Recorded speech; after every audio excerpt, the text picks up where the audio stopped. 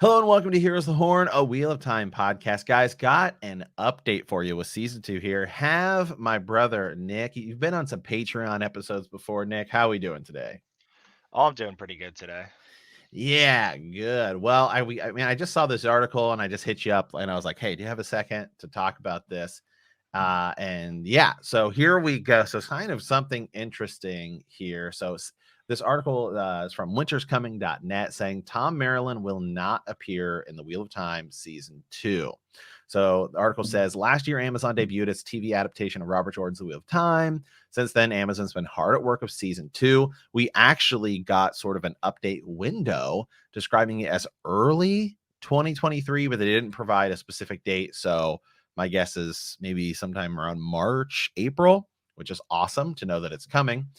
But it says Thom Merrilin sits out the Wheel of Time season 2, but should be back for season 3. So one character we know for certain won't be back for the show's sophomore season is Thom Merrilin, the Gleeman, played by Alexandra Wolamu. I always forget his last name's kind of difficult to pronounce, but he was on the Mighty Dragon podcast when he broke the news. He says, I'm not in the season 2 because my character, Thom Merrilin, is not in for season 2, but he should be in for season 3.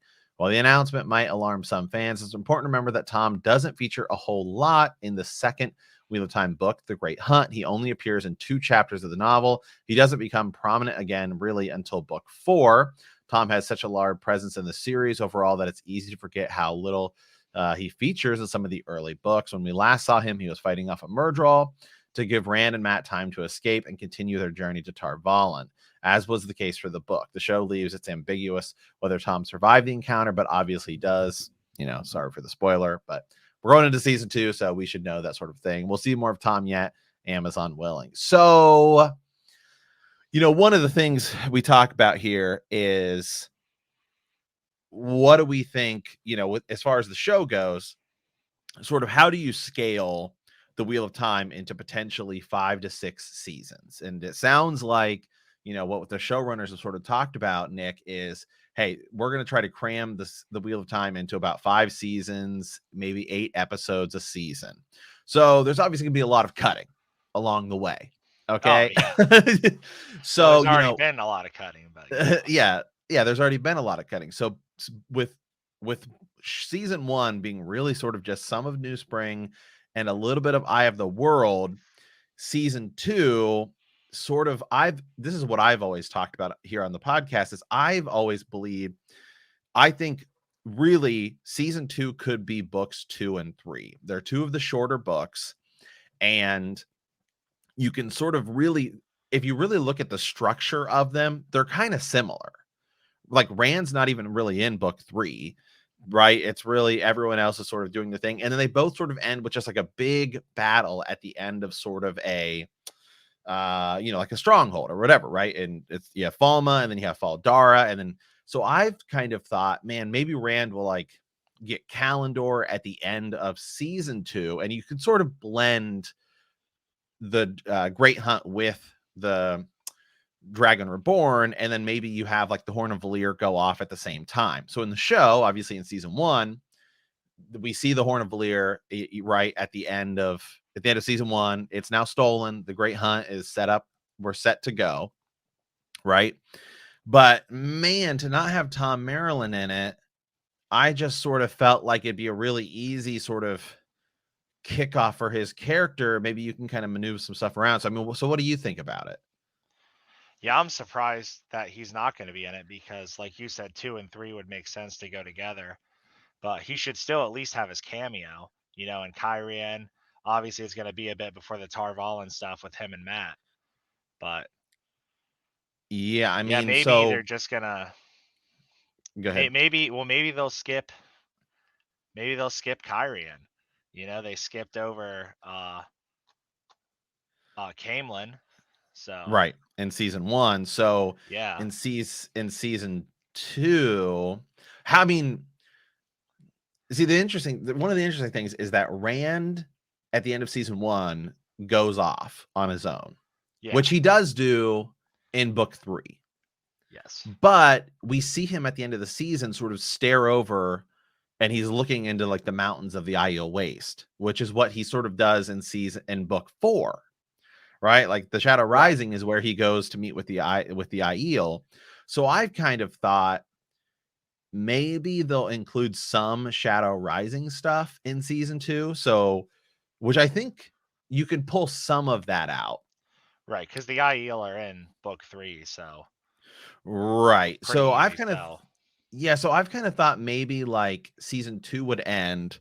This is gonna sound crazy, and it's kind of a lot, but again, we only have sort of limited time here to get all this stuff in because obviously it can't be 15 seasons.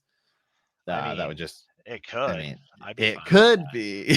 I mean, I'm I always fine for more Wheel of Time. right. I mean, I could be fine with it as well, but so maybe I've kind of thought maybe Rand goes over and he does his season 2, like Rand is with the Aiel actually. And maybe he brings the Aiel over to you have Falma or for Ardara, wherever they decide to do it, and or Tyr, excuse me. And then Rand like comes over with the Aiel. There's a big battle. He gets Kalendor at the end of season 2. I know it's kind of cramming a lot of stuff in there, but again, we have to sort of speed this whole thing up. So if that's like Rand's storyline, I think it makes sense for the girls to be sort of training, and that's your season 2 for them at the tower. But then the big question is Matt. So what do you do? What do you do with Matt? Well, the answer I've sort of thought is okay. Well, Matt is going to go off with Thom Merrilin in season 2. Yeah, I could see that. So if Matt isn't going to be with Thom Merrilin in season 2 because Thom Merrilin's not in season 2, what do they do with him? Maybe What they'll would you what would you do with him? What would you have his plot line be? maybe he could take over a lot bigger role in the hunt of the Horn, and then him and Rand could split off, and then Rand could go with the Aiel, and then he could go up after the Horn. Maybe that's one Right. way they could do it. See, but Rand at the end of season 1, Rand is off on his own. He leaves at the end of the Eye of the World. And so he's staring off into the Eye of Waste. So Rand's like kind of his story is like way ahead. Right. Matt sort of goes back to the tower Well, because they that's what I was saying, because Rand won't oh be gotcha. able to go up to Oh, I fight see the what you're saying. Shan with Matt. So Matt will have to kind of do that on his own. They'll have to like split the two arcs. So you think maybe they'll have, but if Thom Merrilin's not there, then I guess they're just excluding him. Does that just seem weird? Because if he doesn't show up till season 3, then what is going on with the other characters that would interact with him? Yeah, I don't know. It's gonna be a weird. So like what do we think the timeline is going to have to look like here? Because now I guess it gets sort of interesting because this is causing me to start to kind of think that season 2 might not go as far as we think. And if the show's are going to be 4 or 5 seasons at some point, because season 1's really just book 1 and New Spring. Yeah. Like Lan and Nynaeve's relationship is seems like it's a lot further along, and Moraine sort of loses her power at the end of season 1, which is kind of different. So really, like, man, I guess if the end of book 2, if the end of season 2 is like the only end of the book 2, right? Then what do we have to? Oh How are yeah, we that. gonna? How are we gonna finish this thing in 5 seasons, which is what they sort of said, when we haven't even got? There's so much stuff that still has to happen. Oh yeah, yeah. If season 2 is book 2, it's not. Man, that's gonna be a make for a long show. Right. So Because I like mean there's still a ton that has to happen. And where yeah, and like you it's said, book 2 short. right. So what would your, and you've read the whole series. Yes. What would your structure be if you have to combine this whole thing, right? If you have to finish this show in say 5 seasons. 5 seasons, you get 8 episodes, so that's 40 sort of hours. And we're at the end of book one, at the end of season one, which is where we're at. You've sort of finished the Eye of the World. The character's power seems like it's far further along, so we can sort of cut back on that. Right. And it seems like one of the other things we saw in season one was they're not going to do all 13 Forsaken. There was sort of this hint that they might only do 8, which I think is fine. Yeah. Chosen, but whatever. Well, yeah, okay. um, we know in season 2 we're getting Elaine and Avienda because they've both been cast and we've seen them, which is fine. We've met Min as we meet in season 1. So, how far would you go in season 2? Where do you think you'd end it? So I think season 1 being book 1 kind of works because it gets a lot of the world building and the character development, but I would probably combine 2 and 3, slap those together. I'd end it with Kalendor. I'd have I'd have the Great Hunt be like the first maybe 2-3 episodes, and then have that leading into book 3, and then I'd finish it with the Stone of Tear falling, Okay. because that's almost gonna have to be its own episode, because the Stone of Tear is like a big part in the overarching Right. story. Yeah, see, I've kind of thought you do the Stone of Tear, but you could also have like the Horn of Valir go off at the same time and just make it like one big thing. Like, you know what I mean? It's kind of weird to sort of think about sometimes because you're like, well, hold on, this happens here and this happens here as far as like start to finish a story. But I think sometimes you can look at the books as sort of parallel and sort of say, well, the structure really of book 2 and 3 are pretty similar. I mean, in all honesty, Right. it's kind of like big hunts for things. And there's not really like a lot going on. Rand's barely even in book 3. So it's like, okay, well, we don't need to not have Rand on screen, so we can have him do a lot of his other stuff, like especially some of the stuff with the Aiel. Like you can shift that. So I've kind of thought Oh yeah. maybe yeah, and like the White Cloaks are way more prominent in season 1. Like they're the way they do the White Cloaks in season 1 is by far one of my favorite parts because they're way more menacing in the show than they are in the books. Oh yeah. I mean, way more menacing. So maybe I also kind of thought you do Perrin's storyline, some of the stuff with him, and maybe you don't have him hunting for the horn. In season 2, you have him sort of maybe dealing with the White Cloaks, which is his plot from book 4, The Shadow Rising. Right. And then that sort of keeps the White Cloaks big and powerful and on screen. Yeah, But then because that gives Perrin something to do. Yeah. yeah, because Perrin doesn't really need to be at tier if you're trying to cut down on time, because he doesn't really do a whole lot there. So you could go ahead, send him back to the Two Rivers and start his arc. Right. Right. And maybe he's dealing with the White Cloaks, but then that leaves Matt to have to be the one to hunt for the horn. Well, which kind of works since he's the horn sounder. Right. But the question is, who's Matt going to be traveling with if it's not Thom Merrilin? Maybe they could introduce like Nelisium earlier, then his character comes in, and the Band of the Hand, or the Red Hand, whatever they're called. It's been a minute. Okay. What about so they haven't announced all the casting yet. I guess the other character you could kind of introduce, which they had a character that they said in season 1 was going to be Inktar, but it ended up not being him. I think that was the plan, and they gave him like a different name. So they haven't said, "Hey, this is Inktar." Right. For season 2, so maybe you have to introduce him. That would work. Yeah, you could introduce Ingtar, and then if Matt's going off completely by himself, it'd probably be best to throw Tuon in there too, so you could kind of jumpstart his later arcs. Yeah, and then we know the Shan Chan are going to be pretty prominent in season 2. So you're going to have to spend a lot of time building them up as villains. I just don't know how they're going to cram all it's just And the Black Aja, because then you got the yeah, Black Aja with the Shan Chan and the Adoms. right. So it's just kind of like man the on one hand, it's kind of cool because it's like they're taking this thing slow. Because I guess at the end of the day, you still do never know, right?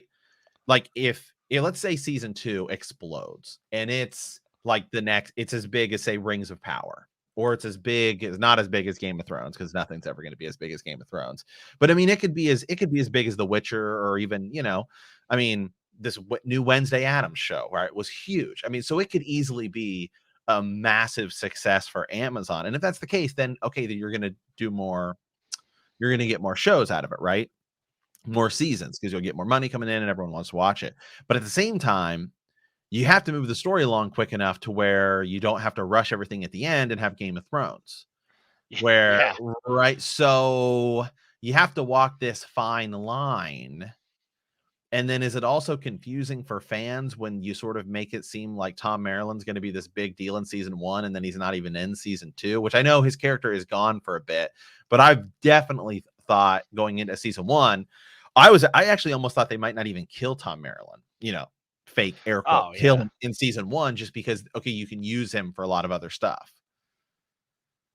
So, I mean, I guess what do you think? I mean, do you think would you have him in season 2 and then maybe, or do you think it's better to say, okay, we don't need that actor, we can focus on something else and bring him in later and just skip it? If if I was doing 14 seasons, I wouldn't. But if you're trying to condense them, I'd absolutely have him in season two. There's no reason why he shouldn't be, because you could send him off with Matt and then kickstart that, get yourself ahead, get that character development in. Right. Because Because now it's really, almost going to be weird in season three when he comes back. right. Yeah, because See, I don't know how they're going to do it. Right, because we also know that Thom Merrilin will later have sort of a romantic relationship, I guess, with a very important character, who we can Oh, that's way later on. that's way later, but I guess my sort of thought process is I don't know. I mean, I guess you have to sort of think about this show as a whole thing, right? So if we're if we're not moving the story along fast enough now, when we get to seasons potentially 5 or 6, if they even happen, and we are trying to race towards the end, what are we cutting at the end? Oh, you can't cut Uh, anything at the end. The end's where all or the important stuff comes together. You know what I mean? It's like, so what do we have to cut? What do we have to scale down at the end to make up for the fact that we didn't move the story along fast enough here? It's like a race, right? It's like a marathon Oh where yeah. we have to pace ourselves. And if you're going too slow here, you're going to be, we might be screwed later on. So I guess so. I mean, so what do you think? I mean, how do we, if Thom Merrilin's not in season 2, is it a big deal or is it not a big deal? I mean, I guess it's potentially not a big deal, but it's gonna be weird later when they introduce him, because Matt and Rand are already gonna be huge deals when they stumble across him, and he's not gonna be there for those character building arcs. So that's gonna Yeah. be a little odd. Yeah. Cause one of Thom Merrilin's biggest important moments, especially in the early few books, is he is sort of this person to sort of provide Matt and Rand with the idea that the Aes Sedai may not be all what they're cracked up to be, and Yeah, maybe we shouldn't be trusting them as much as we are. yeah, you can't trust them Tarval and witches. Yeah.